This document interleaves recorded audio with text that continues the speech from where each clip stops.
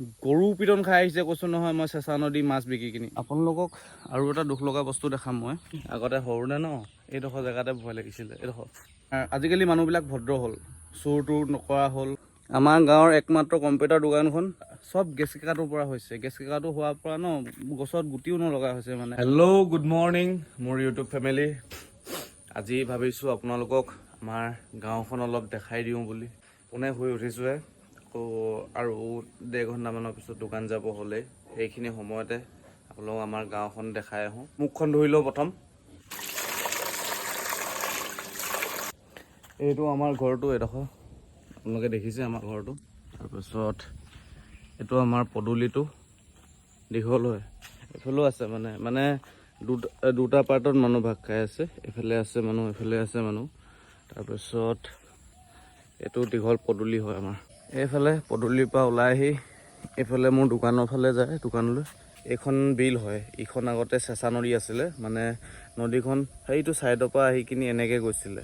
তাৰপিছত নদীখনে চিধা যাবলৈ ধৰিলে। এতিয়া এখন এৰাহুতি হৈ গ'ল। এইখন চাওক বিলখন আমাৰ সেইটো ছাইডৰ পৰা একদম আহি এনেকৈ ওলাই গৈছেগৈ। আপোনালোকে আমি ওলাই অহাৰ পৰা কিমান মানুহ দেখিলে। আমাৰ গলিটোৰ 8 ঘৰ মানুহ আছে। তাৰপিছত এইফালে মানুহ নাই। তাৰপিছত ইয়াত এঘৰ আছে, 9 ঘৰ। তাৰপিছত এই ঘৰ 10 ঘৰ। এই মানুহ ঘৰ পিছফালে আৰু 2 ঘৰ মানুহ আছে।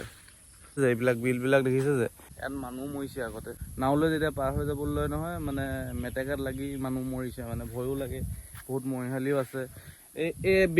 এই চুমনিখন যে আপোনালোকে দেখিছে যে, এই চুমনিখন আগতে আমাৰ দেউতাহঁতি ইয়াতে ডাঙৰ হৈছিলে। নতুন ঘৰলৈ যোৱা বেছি দিন হোৱাই নাই, গোটেই পানী হয় আকৌ ইয়াত। যদি আমাৰ ইয়াত যেতিয়া বৰষুণ হয়, বানপানী হয় নহয়, এই আলি চালি চব ডুবি যায়। আপোনালোকক দেখাওগৈ জানো, ভয়ো লাগিছে যাবলৈ, গম পায় নে নাপায়। মাৰ্টকো ডৰ নাই হতা, লেকিন ডৰ লাগতা হে না। কথা পাতি আহি বহুতখিনি পাই গ'লোহি। চাওক এই ৰাস্তাৰ কিনাৰতে আছে এটা ডাষ্টবিন বুলি নকয়, এইটো জিৰণি চোৱাৰ নিচিনা লাগে। কোনো একো নেপেলায়, ইমান দূৰত আহি কোনে পেলাবহি। এইবিলাক চব আমাৰ চুমনি হয়।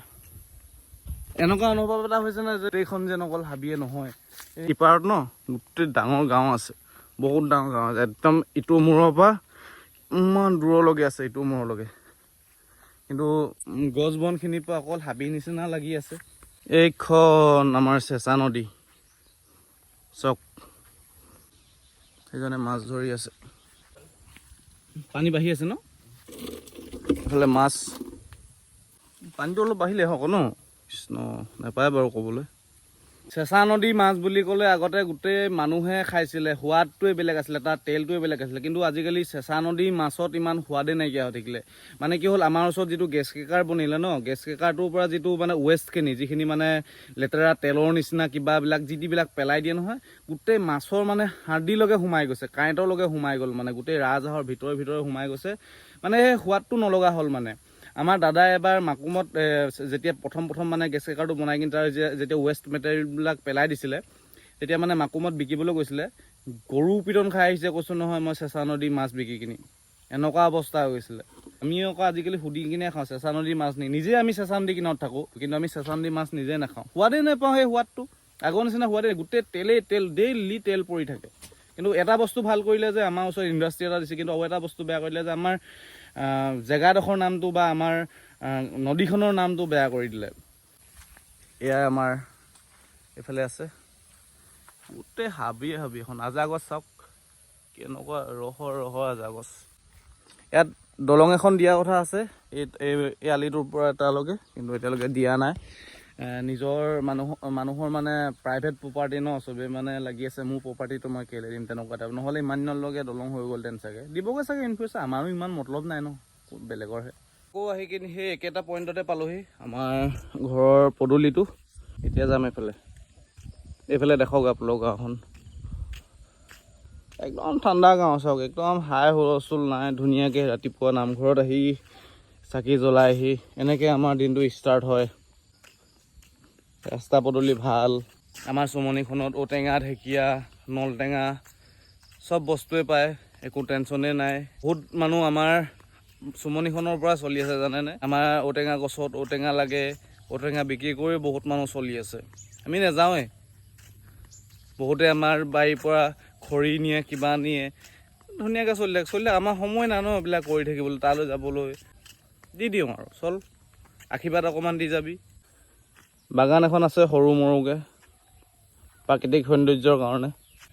হাই কৈ দিয়ক এটা আমাৰ নিচাটো চাওক কিমান জেগা খালী আছে। আমাৰ গলিটোৰ পৰা আহি কিনি দেখোন মানুহ নাই, সিফালেও মানুহ নাই। ইয়াতে এঘৰ আছে, দুঘৰ আছে, তিনিঘৰ আছে। গোটেই মানুহখিনি মানে আলি কিনাৰলৈ উঠি গুচি গ'লগৈ। আৰু আমাৰ গাঁৱত মানে ডেকা ল'ৰা নাই, গম পায়নে? গধূলি বেলেগৰ গাঁৱত যেনেকৈ আড্ডা বহে, আমাৰ গাঁৱত তেনেকুৱা নাই। যিমানবিলাক ল'ৰা আছিলে বিয়া পাতিলে, আৰু যিকেইটা ল'ৰা আছে বাহিৰত আছেগৈ। ডেকা ল'ৰা যদি গোট খাবলৈ যায় নহয়, খুব বেছি 6-7টামান গোট খাব। সেই সৰু ল'ৰা হাই ছেকেণ্ডেৰী পাছ কৰি উঠা ল'ৰা সেনেকুৱাখিনি। তাৰপিছত আৰু যিখিনি আমাতকৈ অলপ তলৰ চামৰ আছিলে, যিখিনি বিয়া নাই পতা, চবেই চাকৰি পালে। মোৰ মানে আমাৰ গাঁওখন বিৰাট ধুনীয়া বনাব মন আছে। মানে টাউনৰ যিবিলাক যে গলিবিলাক থাকে ন, একদম তেনেকুৱা বনাব মন আছে।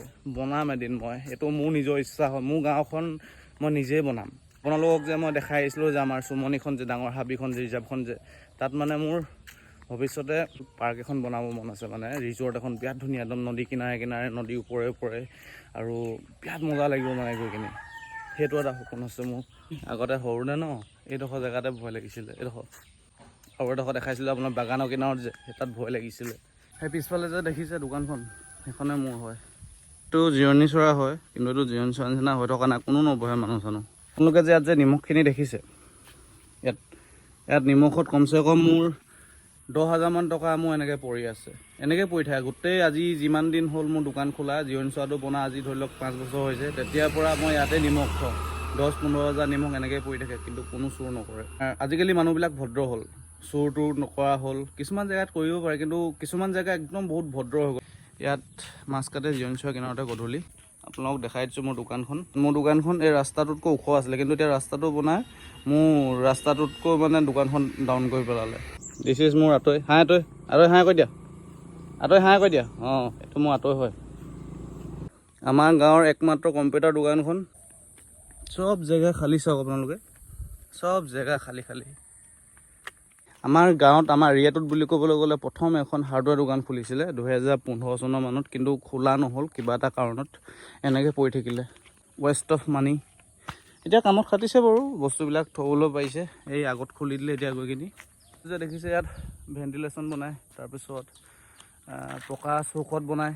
আজিকালি ঔটেঙা গছতো ইমান ঔটেঙা নলগা হ'ল, মানে বস্তুবিলাক কিবা নলগা হৈ গৈছে আমাৰ এইটো এৰিয়াত, গম পায়? চব গেছ কেকাটোৰ পৰা হৈছে। গেছ কেকাটো হোৱাৰ পৰা ন গছত গুটিও নলগা হৈছে, মানে তামোল নলগা হৈছে, কিবা নলগা হৈছে, ফল মূল নলগা হৈছে, চব হৈ গৈছে। এইবাৰতো আমেই নালাগিলে, কি কাৰণে নালাগিলে মই নাজানো, কিন্তু যেনেকৈ নহওক আমাৰ গেছ কেকাটোৰ পৰা আমাৰ ইয়াত প্ৰভাৱ পৰিছে। মানে সেইটো মই 110% কম। মাছৰ পৰাটো অলৰেডি পৰিলে, এতিয়া গছ গছনিত পৰিছে। কেতিয়াবা এনেকুৱা হয় নহয়, ৰাতি শুব নোৱাৰোঁ, মানে ইমানে গেলা ভাৱ এটা, মানে ঠাণ্ডা দিনত বেছিকৈ মাৰে। ঠাণ্ডা দিনত বেছিকৈ মানে সেই গোন্ধটো ন একদম মুখত সোপা দি যাওঁগৈ, মানে ইমানেই গেলা গোন্ধ এটা মাৰে। আপোনালোকে ইন ফিউচাৰ যদি আহে এইটো এৰিয়াত, নিশ্চয় এদিন গম পাব কিমান গেলা গোন্ধ এটা মাৰে। ওচৰত গম নাপায়, লেপেটকটা গেছ কেকাৰ ওচৰত যিখিনি আছে গম নাপায়, কিন্তু আমি অলপ দূৰত আছোঁ ন, ডাইৰেক্ট গেছটো আহি মাৰে। ৰাতি শুব নোৱাৰা কৈছোঁ ন, মুখত কাপোৰ বান্ধি যাবলগীয়া হয়গৈ। এখন হাৰ্ডৱেৰ দোকান। আপোনালোকক আৰু এটা দুখ লগা বস্তু দেখাম মই। এই যে দোকানখন দেখিছে আপোনালোকে, এই দোকানখন, এইখন যোৱা বছৰ দেৱালীত চলিছিলে। এখন শ্বপিং মল আছিলে। মানে যেতিয়া আমাৰ এৰিয়াবিলাক কেনেকৈ ভাল হয় জানে নাই? ব্যৱসায়ীবিলাকে নতুন যেতিয়া ব্যৱসায় কৰে, তেতিয়া আমাৰ এৰিয়াবিলাক ভাল হয়। যেতিয়া ব্যৱসায় এজন নাইকিয়া হৈ যায় ন, আমাৰ অকল সেই মানুহ ঘৰত হেম্পাৰ নপৰে, গোটেই এৰিয়াটোত হেম্পাৰ পৰে, গম পায়?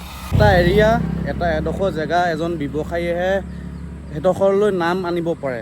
আমাৰ এডোখৰ এৰিয়াত অকল এখনেই শ্বপিং মল আছিলে, কিবা দুৰ্ঘটনা হ'ল, তাত জ্বলি গ'ল। যোৱা বছৰ